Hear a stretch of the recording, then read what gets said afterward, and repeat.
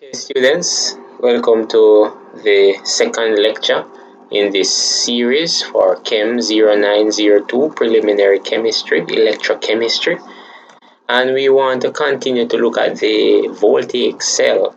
We want to continue to look at how the standard reduction potential for a particular metal ion, can be determined.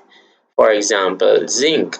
Let's say you have a strip of zinc and somebody wants you to determine the standard reduction potential for zinc ions. Then what you need to do is to immerse that strip of zinc metal in a zinc sulfate solution, as can be seen here on the right hand side of your slide. 1 molar zinc sulfate solution or zinc nitrate solution. Connect the two half cells via a salt bridge, and the half cell, of course, on the left is the standard hydrogen electrode, of course, with hydrogen gas going in at 1 atmosphere and also 298 Kelvin, and it is being bubbled over platinum electrode, which is in a 1 molar acid solution. Now, of course, the She is designated as the anode, and the cathode, the zinc electrode. Of course, zinc rather to undergo oxidation rather than reduction, and so what you'll find is that the reading on the voltmeter will be minus 0.76 volts, and this is because instead of acting as the cathode and undergoing reduction, zinc will rather to undergo oxidation. And so what you find is that this process is non-spontaneous. That is, the free energy change for this process will end up being positive. That is delta G, which is equal to minus NFE, where N is the number of moles of electrons, F is the Faraday's constant, and E will be the cell potential. The cell potential for this particular cell setup that we have on the right will be minus 0.76 volts. As you can see, if you plug minus 0.76 volts into this equation for delta G, the two minus signs will clash and you'll end up with a positive sign. So the free energy change will end up being positive, indicating that the cell reaction is non-spontaneous. So the thing is, zinc 2 plus will rather to stay in the 2 plus state than to undergo reduction. That is the reason for that. Right. Now, let's look a little bit more into this. Right? Let's look a little bit more. So, if we have two half cells, in order for us to have a spontaneous process, of course, we already know that the free energy change must be negative, right? So we must have then a positive E cell value as required by the Gibbs free energy criteria. So if E cell is positive, then you'll end up with a negative delta G value, indicating that the cell reaction is spontaneous. Now, since E cell is equal to E cathode minus E anode, it follows that the cathode must be more positive than the anode for us to have a positive E cell value. And you can think about that. So you can think some more about that. The cathode must be more positive than the anode for us to have a positive E cell value. And you can plug some numbers in to see how that works. Now, E naught is always written as reduction. So once you are given the E naught values for a particular reaction, these have to do with when the metal ions are being reduced, and hence E naught values are called reduction potential values.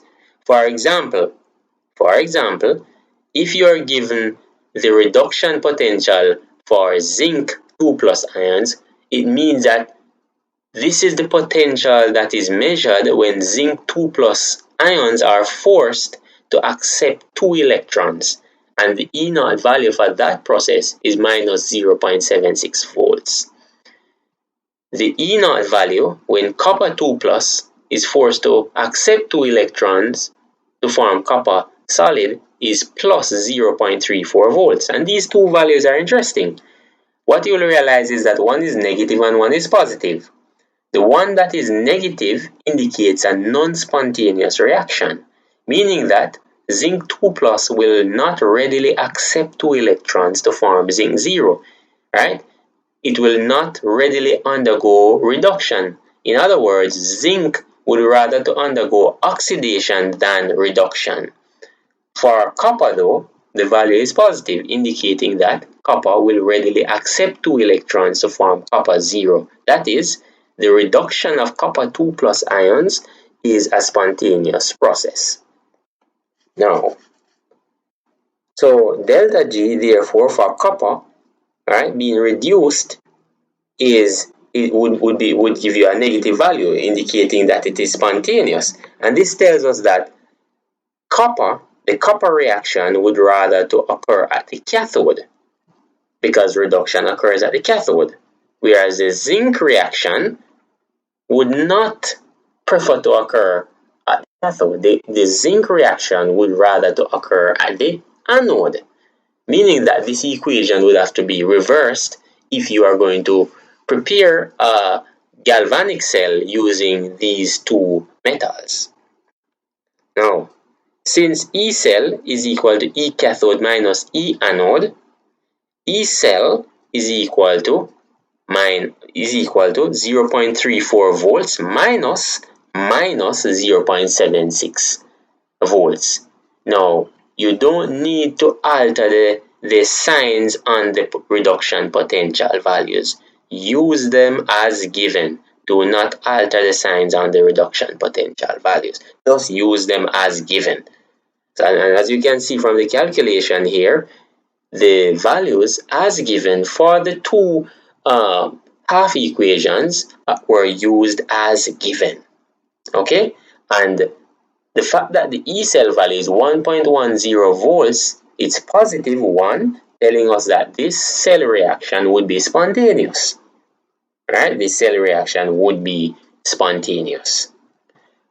And how we decided to put copper as the cathode is because the value is positive. In other words, what we're saying is that the more positive E0 value goes to the cathode, and the more negative one goes to the anode. Now, of course, you might be wondering why I keep saying more negative or more positive. That is because you could have a situation where you're trying to set up a galvanic cell where the two metals have positive reduction potentials. Then which one will you put at the anode versus the cathode? The more positive value goes to the cathode. What if both of them were negative?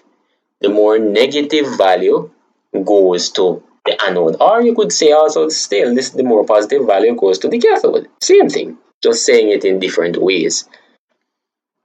Now, recall that redox processes must have oxidation and reduction occurring simultaneously. So you must have reduction and oxidation for the conservation of charge.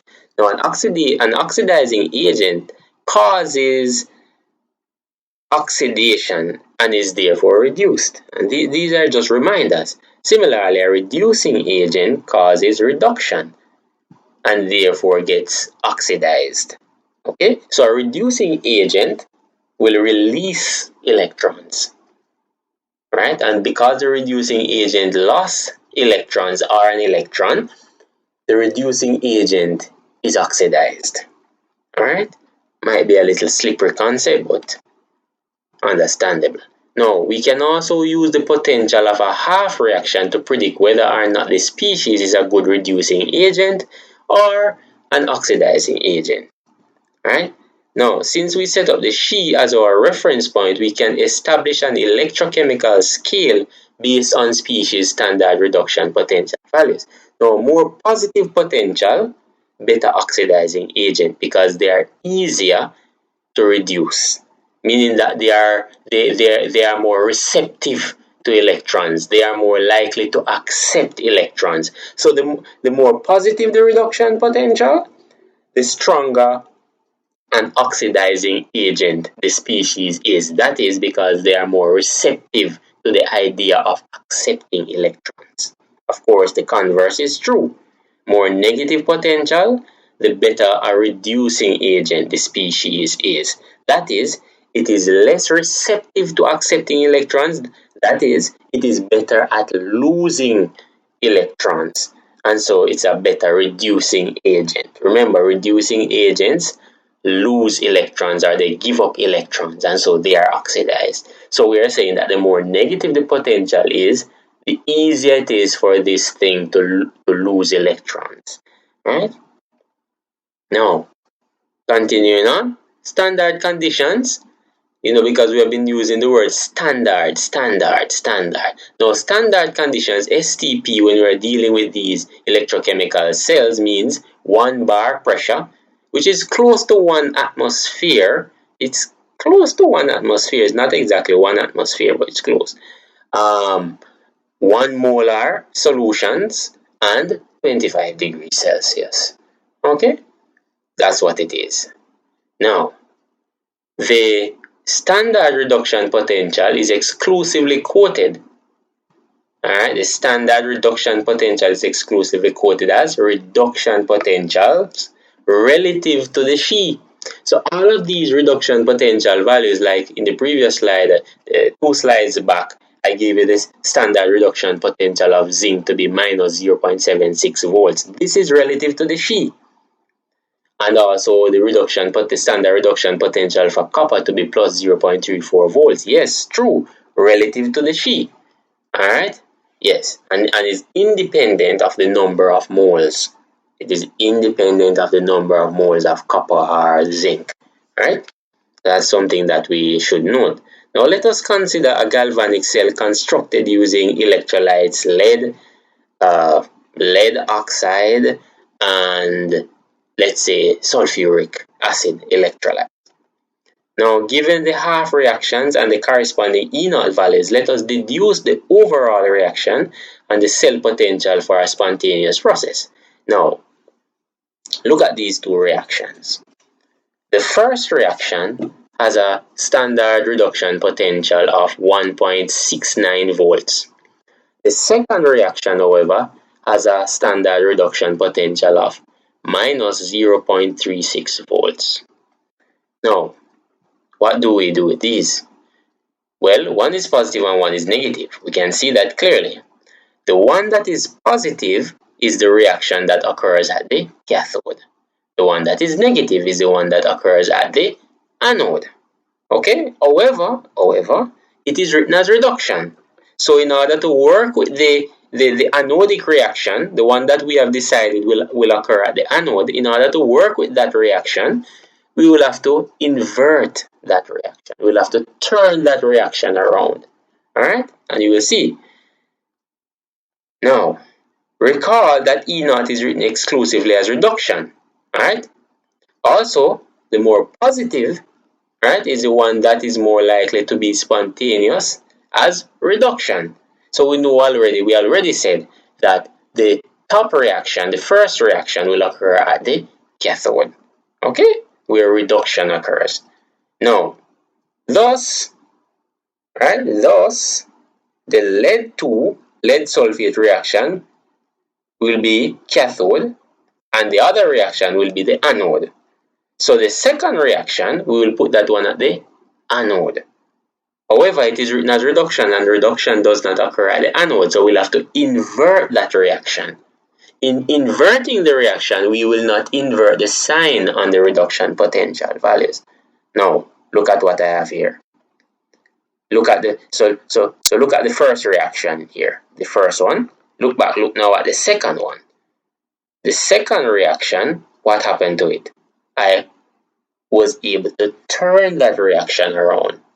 So now we have lead solid reacting with sulfate ions to produce lead sulfate plus 2 electrons. Okay? And then what you will do is to cancel the electrons away and add the 2 equations. Alright, so you'll just cancel the electrons away and add the 2 equations in order to get the overall equation. And there we have the overall equation. Now, what if we want to calculate the cell potential, right? The standard cell potential. It is the cathodic reaction minus the anodic reaction. Now, we already said that the first equation all the way at the top would be at the cathode, right? 1.69 volts. That's a cathodic reaction. It is cathodic reaction minus anodic reaction. And as I said, do not change the sign on the numbers. Let us calculate the standard cell potential. This is, of course, cathode minus anode. Now, clearly, as indicated on the previous slide, right, where the upper reaction, the uppermost reaction, the first reaction, has a standard reduction potential value of 1.69 volts, and the one below that has a value of minus 0.36 volts. Now, it's cathode minus anode. So it is 1.69 minus 0.36 volts, giving us a value of 2.05 volts. Let's look at another example. Let's say we are trying to reduce chlorine gas. Alright? In reducing chlorine gas, the reduction potential is 1.36 volts. Okay. What if we were concerned for the other half cell, bromine? In reducing bromine, the reduction potential value is 1.07 volts. Now, both of these values are positive. What do you do now? Which one will go to the anode? Which one will go to the cathode? That's the question. Well, recall what we said earlier. The more positive value will function as the cathode. Right? Whereas the other reaction then will have to function as the anode. Now, one of the reactions will have to turn around. One of the reactions. The reaction, because both reactions are written as reduction. The one that will go to the cathode, to the anode, the one that will go to the anode needs to be inverted. However, you do not invert the sign on the potential values. So just invert, you will just invert the second reaction. And here we have it. The bromine reaction is inverted. Alright? Next thing you do, cancel the electrons away once they are the same. What if one equation had more electrons? Then you'll have to do some multiplication to ensure that both equations have the same number of electrons before cancelling away. But you never multiply the potentials. You'll cancel the electrons away and then add the two equations, and there you have the overall equation. And the cell potential, the standard cell potential, is cathode minus anode. The cathode is the one with the most positive value, which is 1.36 volts, minus 1.07 volts, and so the standard cell potential is 0.29 volts. Now, that is interesting. Therefore, chlorine will oxidize bromide salt to give bromine, and that's what you can really take from that, from a physical or observable perspective, separate and aside from measuring the potential emanating from such a cell. Now, right. Now, another example, let's look at another example, is let's say you're looking at a case where you have silver. You have a silver half cell and a zinc half cell. For the reduction of silver plus to give you a silver solid, the standard reduction potential is 0.80 volts, whereas for zinc, to reduce zinc 2 plus ions to give you zinc 0, which is zinc solid, the standard reduction potential is minus 0.76 volts. Clearly, you can decide already that the more positive one, which is the silver reaction, will go to the cathode, whereas the more negative equation, or the equation with the more negative reduction potential, will go to the anode. Alright? And so, of course, the anode equation has to be turned around. Okay? Now, look at this. We have decided, by some reasoning, to multiply the silver equation by 2. Why is that? Why is that? Well, the silver equation is accepting only one electron. That cannot be. The number of electrons in both equations must be the same. Because remember, if you think about it, it is the reaction that occurs at the anode, which would be zinc ions losing electrons when you turn that equation around. zinc ions losing electrons, and these 2 electrons per zinc atom will travel around the circuit to the cathode. And so what you must have then is 2 silver equations or 2 silver reactions occurring at the cathode to accept those 2 electrons. So in other words, both equations must contain the same number of electrons, and so that is why the silver equation is being multiplied by 2. Okay, after multiplication, the electrons cancel and you can add the 2 equations, and this is the overall equation.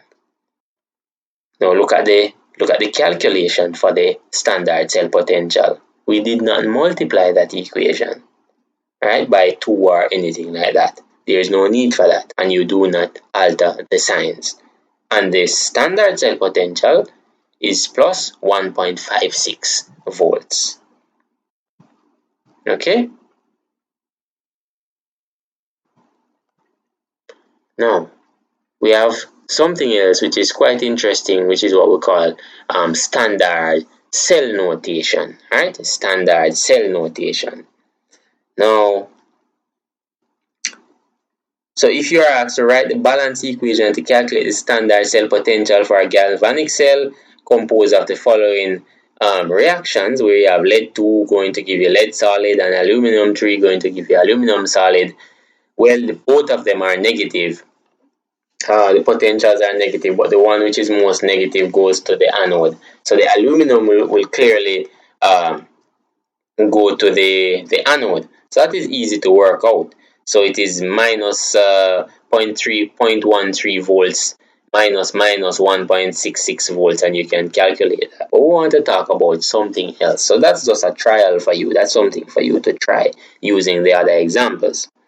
Now, as you might have seen, writing out the balance equations can get cumbersome. It can take some time. It can take some work. And so, the IUPAC has recommended a shorthand notation for galvanic cells, which is what we call the standard cell notation. And this is just a worded version of it here. As you can see, what we have is the anode, then we have a stroke, which represent the phase boundary, and then we have so that stroke is the phase boundary. Then we have the anodic solution, then we have a phase boundary, cathodic solution, then phase boundary, and then the cathode. Now, that might sound a bit confusing. Now, look at an actual example. Here it is. You have copper, which is the copper solid, which is the electrode, and then you have a stroke. And then you have copper 2 plus, right? You have copper 2 plus, which is the salt solution. That stroke represents the interface. It represents the interface between the electrode and the aqueous copper sulfate solution or copper salt solution. And then you have 2 strokes, those 2 lines in the middle, indicating basically connecting wires and the salt bridge. And then you have Ag plus, which is the silver salt solution or electrolyte. And then you have another stroke now, which represents the phase boundary between the silver salt solution and the silver electrode. And that is what you call your standard or your cell notation, rather. Alright? And electrons, of course, flow from left to right. That is from anode to cathode. Okay? So, that's basically how that works. Now, here's another example. If you are looking at the zinc copper cell, right, then this is the standard cell notation for that. Okay, where of course the zinc is the anode and the copper is the cathode. Alright, so you have zinc solid, copper solid all the way over there. So zinc solid, which is the zinc electrode, all the way to the left, copper electrode all the way to the right. And then the 2 half cells are separated by those 2 strokes, which one representing the connecting wires, one representing the salt bridge, and then you have the 2 electrolytes separated by those 2 strokes. Alright, so that's really the representation. One of the things you should also remember is that the IUPAC designation is that the cathode is the right hand electrode and the anode is the left hand electrode. So generally when we draw things or write things, the cathode is always written on the right and the anode is on the left. That's the IUPAC designation. And this is just another example to show you, if you are dealing with a situation where you have the standard hydrogen electrode in place. Standard hydrogen electrode is generally placed where the anode should be, or designated as the anode. Alright, and that's how it is written. And then if you are testing copper metal, then the copper half cell would be on the right, designated as the cathode. Alright, so this is just a little example. So this is a representation of the She right there. Alright, just to bring you up to scratch on that. Alright, and this is some explanation for the platinum. The platinum is not involved in the reaction at all. Platinum is basically an inert electrode. Right, it just basically supplies electrons into the system, but it does not take part. There is no reaction of the platinum. Alright, and in this case, where you are checking the standard, or you are trying to measure the standard reduction potential of copper, you'll get a value of 0.34 volts, which is the standard reduction potential for copper.